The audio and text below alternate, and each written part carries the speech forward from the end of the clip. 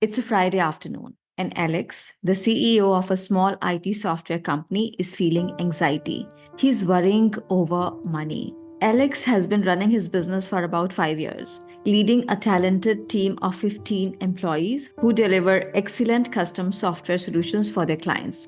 But recently, Alex has hit a major roadblock. Not only is cash flow tight, but he's also struggling to bring in new clients. Despite completing projects and delivering high quality work, the money isn't coming in fast enough. His clients are slow to pay, and he's feeling more stressed about making payroll, covering expenses, and keeping the business running. A couple hours ago, Alex sat down to review his finances. He has invoiced for a few completed projects, but the bank balance tells a different story. Payments are slow, his team is growing restless, and without new clients or faster payments, Alex knows his business could soon face serious challenges. So, having anxiety and worrying over money is normal. Now, my question to you is, does that sound like you? If yes, then stay tuned. Today's episode is all about finding quick cash flow solutions that you can immediately use in your business to change your money story by just making simple and small, but very powerful shifts. It took me years of hard work to understand that only hard work doesn't pay off. In the corporate world, it's not just about working harder, it's about working smarter and thriving without the hustle.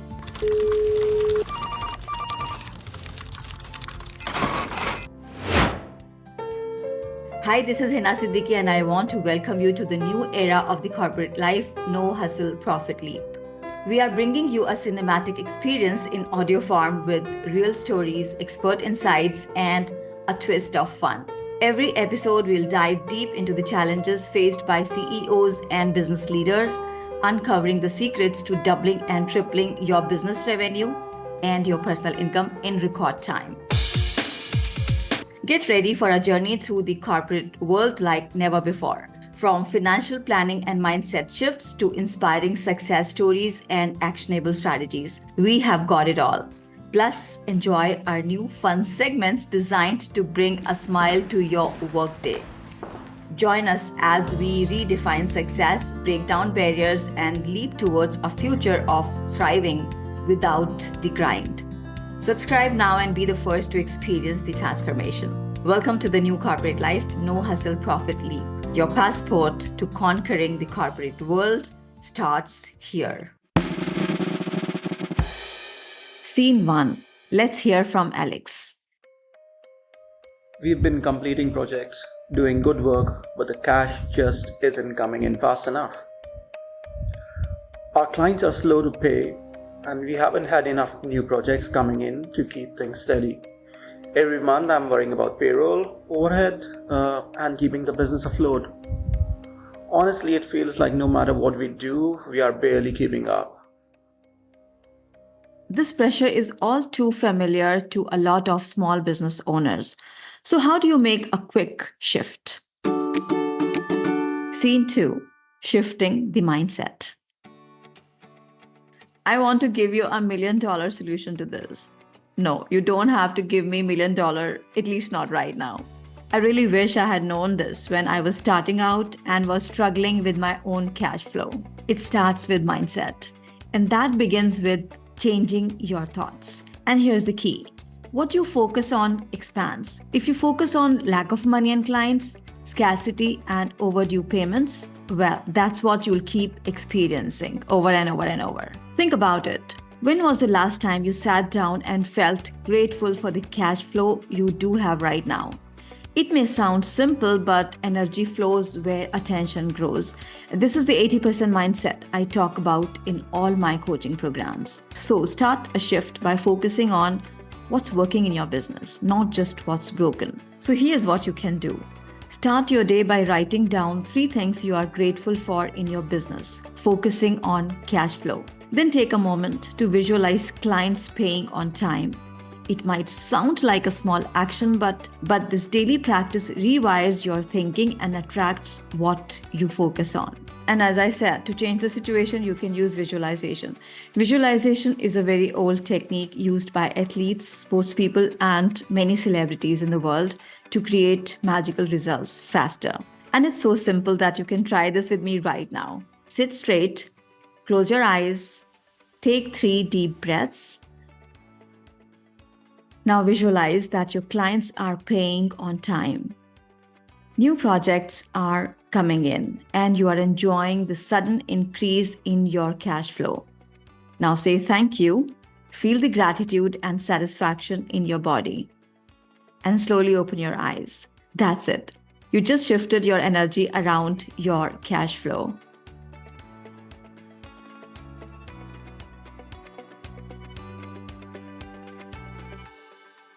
Scene 3, profit mindset. Most small businesses expect to earn just enough to cover their expenses.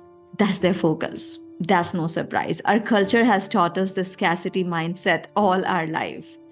But now it's time to change all that. Instead of focusing on that minimum number that you worry about paying your bills, think about how much you would love to make this month. The number that covers your expenses, plus that gives you a good feeling about the financial element of your business. Have that positive expectation that you are going to make that number. Now go ahead and write down that number somewhere right now. Yes, right now. With that, you get into that profit mindset. Here you move from a scarcity mindset to an abundance mindset. And if there's one thing that you need to work on right now in your business, it's not your strategy, it's not your team, it's not anything else, but condition yourself to have an abundance mindset. Believe that there are a lot of clients, there are lots of money, opportunities, and projects. It's just a matter of time and your strong willingness to allow them in your life. Scene 4, the wake-up call. Invoicing for milestones. How are you handling invoicing?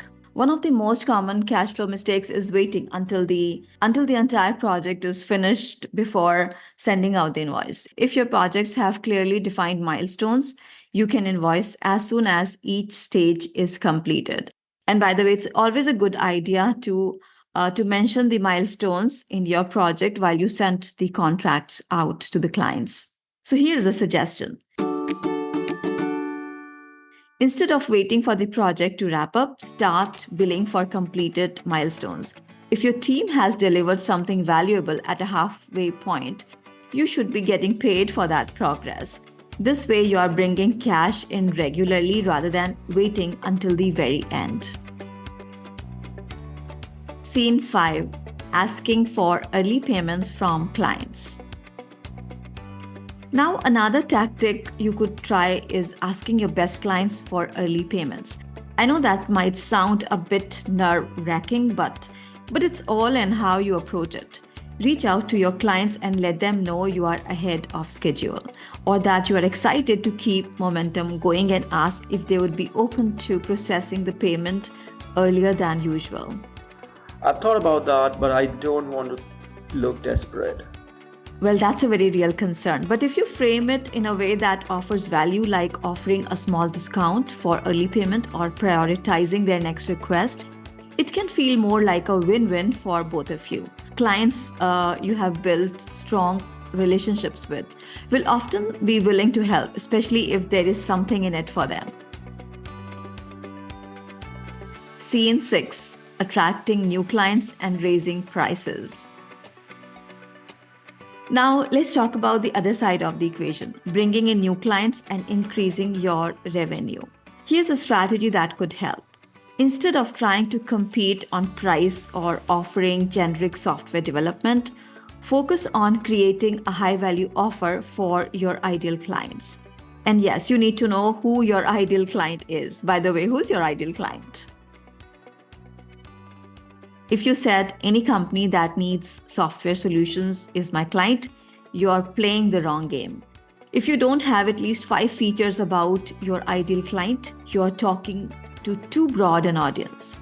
If you're doing everything under the sun to fit everyone's needs, then your business is too diluted. Now imagine you want to hire a company to run a marketing campaign on LinkedIn for you, and you just met a sales rep who tells you that they can do that for you. He also tells you that they can do 100 other different things for you. For example, Facebook ads, Google ads, search engine optimization, advertising, printing, and lots of other things. In the same evening, you meet another guy who says that they specialize in LinkedIn marketing campaigns and that's all they do. Who you are most likely to work with if there's not much price difference? Of course, the one who specializes in what you want to hire them for. And in fact, a lot of you would not mind paying a higher price for their specialized services. Now think about it. When you know who your ideal client is and what are their major pain points, when you're clear about how you're going to solve those pain points and you have very exciting offers with crystal clear promise and you communicate to them clearly, effectively in the language they understand, you simply stand out in your industry. Then you have very little or no competition. And if you're so clear on all this, you can easily create a very unique, high value offer that your existing or target clients are excited to buy from you with upfront payments. What do you mean by high value offers? Think about what your clients really need. What's their most urgent problem? If you can create a solution that directly addresses that and package it in a way that stands out, maybe a VIP or fast track service with the premium price tag, you are no longer competing on price. You are offering something that feels exclusive and high value. This also gives you the opportunity to raise your prices. If you can show clients how your solution directly solves their biggest pain points, they will be willing to pay more for that value. And you don't need to chase every client, just the ones that align with your service and are willing to invest upfront. Yeah, these are definitely things I haven't tried yet, but I can see how they'd help. I think it's time to make some changes. Scene 7, wrapping it all up. Actionable steps.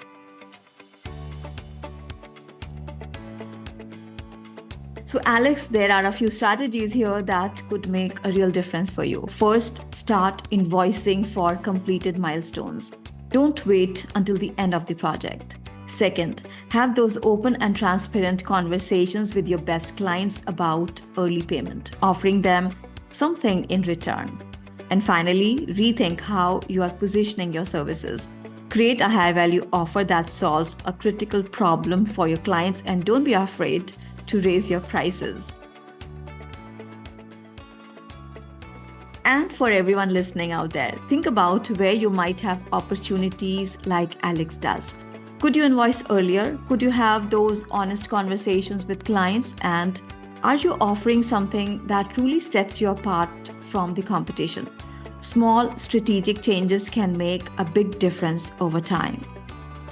So now let's take a break from Alex's world for a second and let me tell you about a completely different business venture. It's fun time! It's the story of a kid who managed to run the most profitable lemonade stand you have ever heard of. And by kid, I mean an absolute entrepreneurial genius in a superhero t-shirt. Probably no older than 10. Let's call him Timmy. Now we have all seen lemonade stands. You know the drill. Kids set up a little table, hand scroll signs that say lemonade 50 cents. And you stop out of pure charity, drop a couple of quarters, get some warm or cold lemon water and pat yourself on the back for supporting local youth. But Timmy's lemonade stand, this thing was on another level. So here's what happened. Timmy sets up shop one Saturday morning, and right away you can tell this is not your average lemonade stand. He's got branding. I mean, full color signage, balloons, an actual menu with drink sizes. He even had add-ons. You want extra ice? 10 cents more. You want a slice of lemon with your drink? Another 15 cents. Want it in a limited edition cup? That will be an extra quarter. And here's something interesting. The lemonade was $5 a cup. Yes, $5. Now let me tell you, people were stopping in their tracks. You could hear the collective gasp of parents clutching their wallets, murmuring, "What on earth is in that lemonade? Liquid gold." But here's where Timmy really nailed it. He didn't care that everyone else was charging a quarter for their lemonade. He wasn't in it to compete with other kids on price. No. Timmy knew his worth. He knew that this wasn't just any lemonade stand, it was an experience.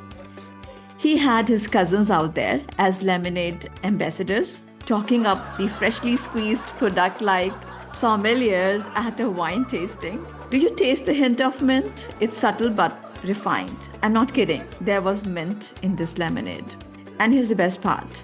Timmy sold out. Completely sold out by noon. People were coming by with $20 bills, happily paying $5 for lemonade, snapping photos for Instagram like they had discovered the latest foodie trend.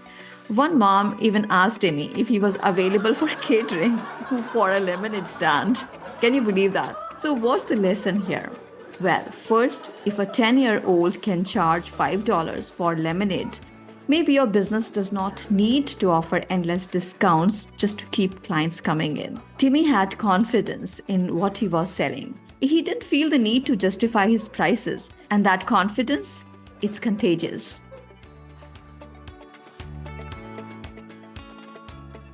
I mean, if you believe in your product, people will feel that and they'll pay for it, even if it's just lemonade with a sprig of mint. Lemonade genius meets tech troubles. Now let's imagine if Timmy were in the IT world. Can you see him running a software development company? He would probably charge $2,000 an hour for coding, but here's the thing. He would still have clients lining up outside his door. Why? Because he understands that pricing is not just about the product. It's about the experience, the branding, and the confidence behind it. And I bet, unlike most of us, he would not blink when a client asked for a discount. In fact, I can see him now, sitting across from a potential client, sipping his own lemonade, saying, "You want a discount? Sure, but I can't promise you will get that signature hint of mint at half price." The Raise Your Prices Club. Now let me ask you something. If Timmy can charge $5 for a lemonade, why can't you charge what you are truly worth? What's holding you back?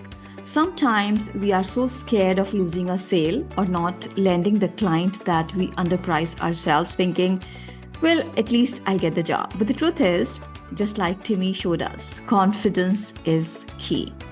And when you combine that with offering something unique, whether it's a fun, branded experience or just exceptional service, you will be amazed at how many people are willing to pay what you deserve. So here's your homework after listening to this episode. I want you to imagine yourself as Timmy. Picture yourself setting up your business's metaphorical lemonade stand. Is it premium? Does it stand out from the competition? And most importantly, are you charging $5 or 50 cents for a service that's worth way more? I think you know the answer. And hey, next time someone asks for a discount, maybe throw in a sprig of mint. Just don't forget to charge extra for it. Thank you for joining me today on the Corporate Life Podcast. If Alex's challenges resonated with you, take some time to consider how these solutions could apply to your business. Remember, it does not take massive changes to make a big impact. Sometimes it's just about seeing what's right in front of you and taking action. And don't forget to connect with me on LinkedIn and let me know how you're making your business premium. I'll see you in the next episode. Until then, keep taking those bold steps toward building a profitable business that works for you. Stay happy and safe. If you loved what you heard, don't forget to hit subscribe, share the wisdom, and throw in a cheeky review.